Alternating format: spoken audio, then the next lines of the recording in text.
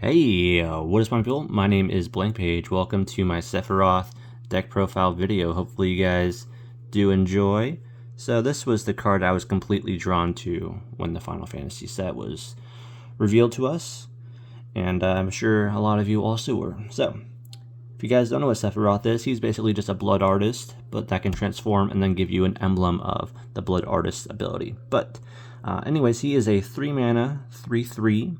Whenever Sephiroth enters or attacks, you may sacrifice another creature. If you do, draw a card. Whenever another creature dies, target opponent loses 1 life and you gain 1 life. If this is the 4th time this ability has resolved this turn, transform Sephiroth. Upon transforming him, he transforms into the one-winged angel with flying, supernova. As this creature transforms, you get an emblem with whenever a creature dies, target opponent loses 1 life and you gain 1 life. Whenever Sephiroth attacks, you may sacrifice any number of other creatures. If you do, draw that many cards. And he's a 5/5. So, he's absolutely sick. Getting an emblem of the Blood Artist ability is absolutely bonkers. And this deck is just going to help him in sacrificing cards, destroying cards. And then there's overall pretty good value generators for the deck that will just help in winning you the match. So, I'm going to be going over different portions of what the deck is. It'll be the draw engine, it'll be the land-based, it'll be what will be the token generators for the deck because we'll need those. And then there's also just value-based cards, I think, that can just help. They could be heavy hitters or just different combo pieces. And then last but not least, there's also going to be cards that whenever your opponents lose life, you're going to be gaining life, which I think is also a pretty good engine to the deck. So, with that said, let's go over the land base. So, we got ourselves 26 swamps. That was the number that I ended up deciding on. There's other different types of land in the deck, but 26 swamps.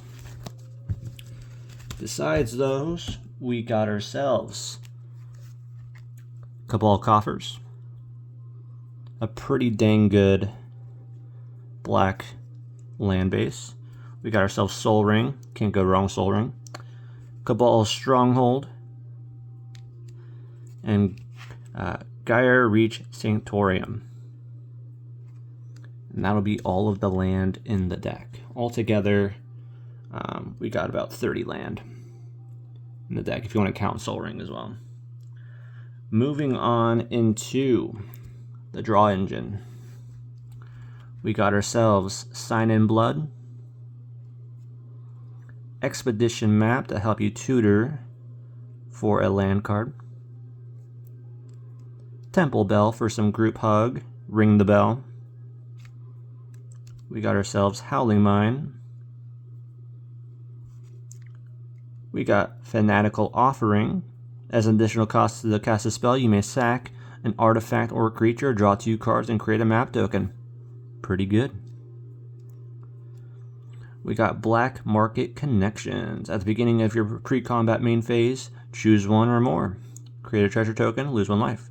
Draw a card, you lose 2 life, which is probably the option we might pick. But if you also want to create a 3/2 colorless shapeshifter with Changeling, you lose 3 life. You're more than often probably going to pick that middle option. That's what I've been picking.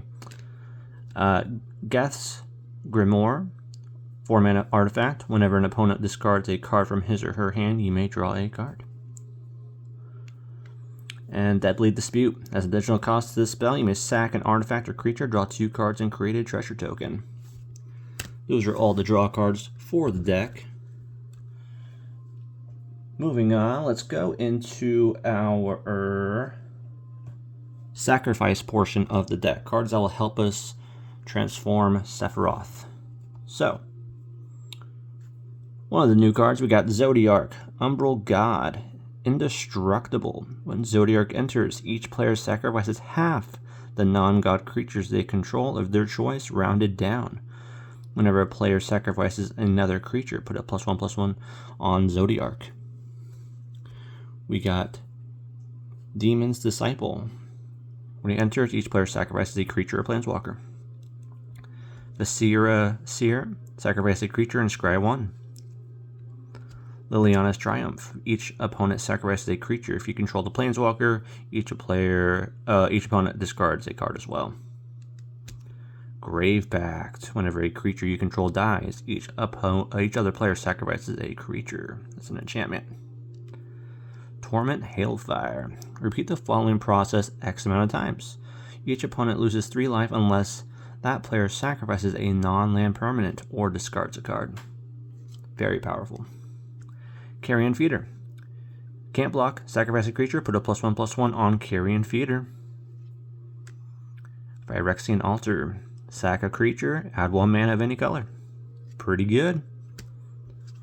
Side quest Hunt the Mark. 5 mana. When this enchantment enters, destroy up to 1 target creature. At the beginning of your end step, if a creature died under an opponent's control this turn, create a treasure token. Then if you have 3 or more treasure tokens, transform it. This card's pretty cool. We got Yzmat, Ultimate Mark. Pay 2 mana, sack another creature or artifact. Yzmat gains indestructible until end of turn. Tap it. Very powerful card. We got Merciless Executioner. When he enters, each player sacks a creature. Sheoldred's Edict. Choose one. Each opponent sacks a non-token creature. Each opponent sacks a creature token, or each opponent sacrifices a planeswalker. You're probably more than often going to pick that top choice there. We got Ghoul-Color Gisa. Pay 1, tap, sacrifice another creature, create X amount of 2/2 black zombie creature tokens, where X is the sacrificed creature's power. Very powerful. Priest of Forgotten Gods. Tap, sacrifice 2 other creatures. And then any number of target players each lose 2 life and sacrifice a creature. You then add 2 mana and draw a card. Very powerful. Massacre Worm. When he enters, creatures your opponents control get -2/-2, so that's great if you're in a matchup against tokens. You might just board wipe all their tokens. Whenever a creature an opponent control dies, that player also loses 2 life. Very, very powerful. Vampiric Rites. Enchantment, 2 mana, also sack a creature. You gain 1 life and draw a card. So this is kind of like, you can do 3 things, right? It's also gaining you life, draw a new card, and it's sacrificing a creature. This is a very, very powerful card, and it's an enchantment. Zat's Will. 5 mana instant. Choose one. If you control a commander as you cast this, you may choose both. Each opponent sacrifices a creature they control with the greatest power. Exile all cards from all graveyards, then create X01 black full creature tokens, where X is the greatest power among creatures exiled this way. Very powerful. This could potentially finish creating your emblem for you with Sephiroth. Accursed Marauder. When he enters the battlefield, each player sacrifices a non-token creature. Very powerful. Playcrafter. When he enters, each player sacrifices a creature or planeswalker. Each player who can't discards a card. Worn Soul Trader. Pay 1 life, sack another creature, create a treasure token. Sheoldred. I got some stuff on him. But he has Swamp Walk, or she has Swamp Walk. At the beginning of your upkeep, return target creature card from your graveyard to the battlefield. At the beginning of each player's upkeep, that player sacks a creature. Very, very powerful. And then last but not least, we got Fleshbag Marauder. When this creature enters, each player sacrifices a creature of their choice. And that's it for all the cards that'll help you with sacrificing. Some pretty dang good options in there for you. Next up, I think it's good to go over our token generators for the deck. So, let's pull those in. We got ourselves Bitter Blossom, 2 mana, enchantment. At the beginning of your upkeep, you lose 1 life and create a 1/1 Black Fairy Rogue creature token with flying. Very powerful. Probably my favorite token generator for the deck. It's cheap. It's consistent with going off every turn. Very, very powerful. We got Open the Graves. Whenever a non-token creature you control dies, create a 2/2 black zombie creature token. Sengir Autocrat, 4 mana, human, 2/2. When the Autocrat enters the battlefield, put 3/0/1 black surf creature tokens onto the battlefield. When he leaves the battlefield, exile all surf tokens. Very powerful. Blightmound. When attacking pests you control get +1/0 and have menace, that doesn't really matter, but the second text box does. Whenever a non-token creature you control dies, create a 1/1 black and green pest creature token with when this creature dies, gain 1 life. Jadar, Ghoulcaller of Nephalia. He is a 1/1 at the beginning of your end step. If you control no creatures with Decayed, create a black zombie creature token with Decayed. Bloodline Keeper, he's a flip card, but we won't really flip him because we don't really have any other vampires in the deck currently. But he has flying. He can create 2/2 black vampires with flying. And that's pretty much all he's really good for. If you do control 5 or more vampire tokens, you could theoretically flip him. But the likelihood of you doing that is probably not likely. But you can still have him tap to create a 2/2 black vampire creature token with flying. So probably not really worth it to flip him. So, but he's very good for his front side ability. Abhorrent Overlord, 7 mana, flying. When he enters the battlefield, put a number of 1/1 black harpy creature tokens with flying onto the battlefield equal to your devotion to black. At the beginning of your upkeep, sacrifice a creature. Very, very powerful. Plague of Vermin, this card's kind of funny. Starting with you, each player may pay any amount of life. Repeat this process until no one pays life. Each player puts a 1/1 black rat creature token into play for each 1 life he or she paid this way. So your opponents could pay 0, or they can pay 5, 10, 15, whatever amount of health they are wanting to pay to get some rats. Either way, you can make 4 rats and then kill them all, just so that your Sephiroth will transform. So, very good. 7 mana though, pretty dang expensive, but it could be kind of funny to do that. Next card, we got Tombstone Stairwell. This card will probably finish Sephiroth for you as well. Cumulative upkeep, pay 2. During each upkeep, each player puts into play a Tomb Spawn token for each summon card in his or her graveyard. Treat these tokens as 2/2 black creatures that are unaffected by summoning sickness and count as zombies. At the end of any turn, or if Tombstone Stairwell leaves play, bury all of these tokens. That just means sacrifice them all or kill them all, essentially. So this card will more than likely finish transforming Sephiroth for you. Weaponcraft Enthusiast. Yes, Fabricate 2. When this creature enters the battlefield, put a 2/1/1 counters on it, or create 2 1/1 colorless serve artifact creature tokens.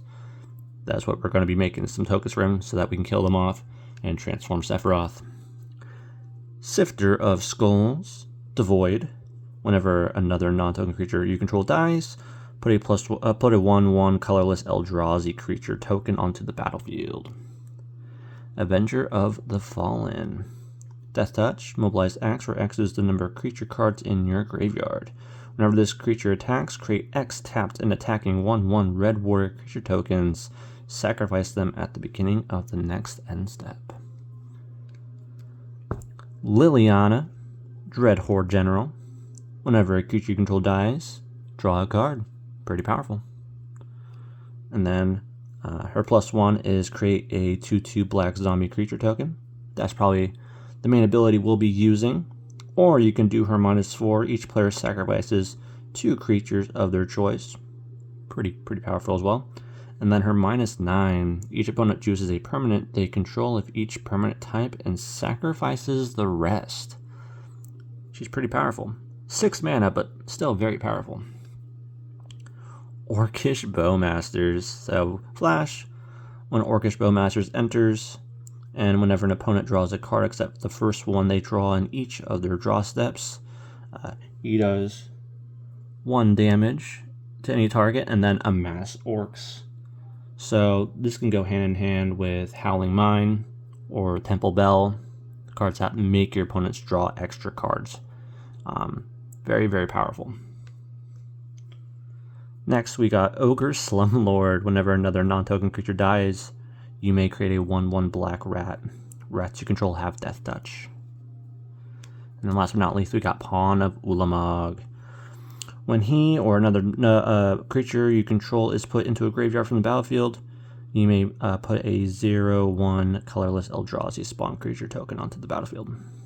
You can sacrifice it to add 1 mana of any color. Very, very powerful card.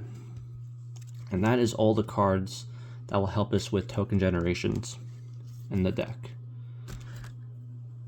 Alright, next up is going to be the cards that will gain us life or make your opponents lose life. A lot of combos with this portion of it. So we got Sheoldred, the Apocalypse. Death Touch, whenever you draw a card, you gain 2 life. Whenever an opponent draws a card, they lose 2 life. Very simple. Grey Merchant of Asphodel. Each opponent loses X life, where X is my devotion to black. You gain life equal to the life lost this way. Phyrexian Arena. At the beginning of every game, you draw a card and lose 1 life. Bloodthirsty Conqueror. Flying Death Touch. Whenever an opponent loses life, you gain that much life. Exquisite Blood. Whenever an opponent loses life, you gain that much life.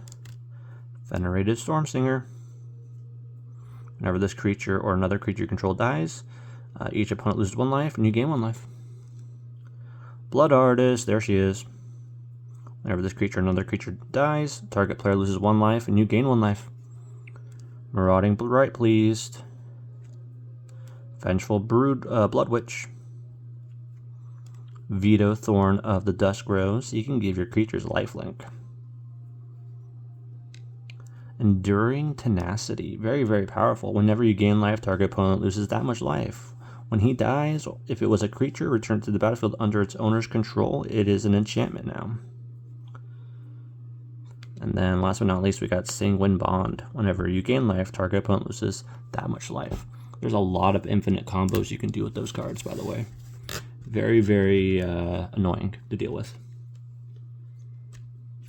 And then last but not least, we just got our value cards that'll just overall help the deck and sticking around and having fun. So we got Vincent Valentine.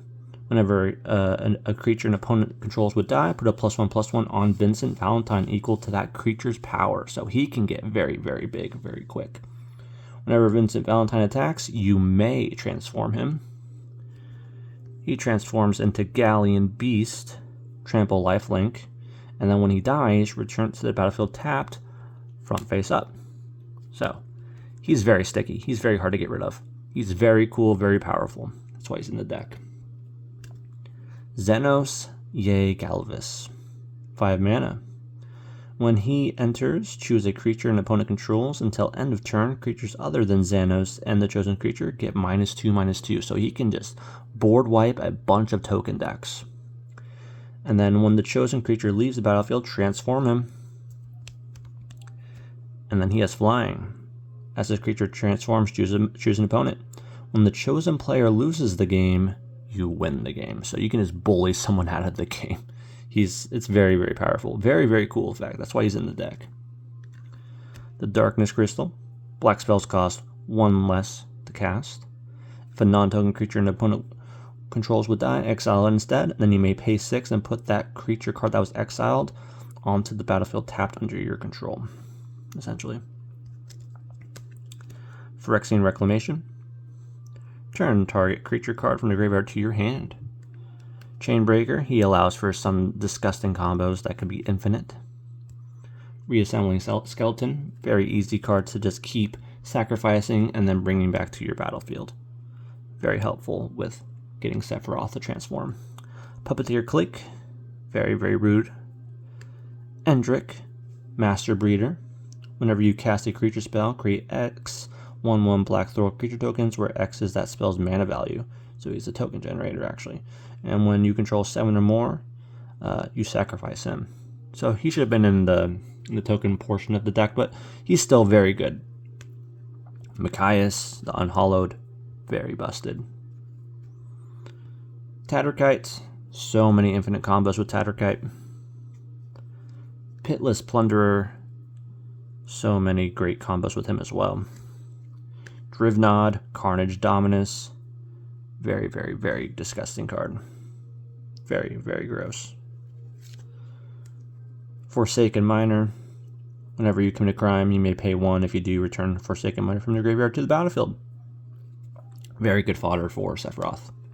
And then we got Turgid. God of Fright, very, very, very gross card. She can even be the commander if you didn't want Sephiroth to be a commander of this deck, actually. Now that I think about it, she's very, very gross in her own right. Less fun, I think, though, than Sephiroth. And that is it, ladies and gents.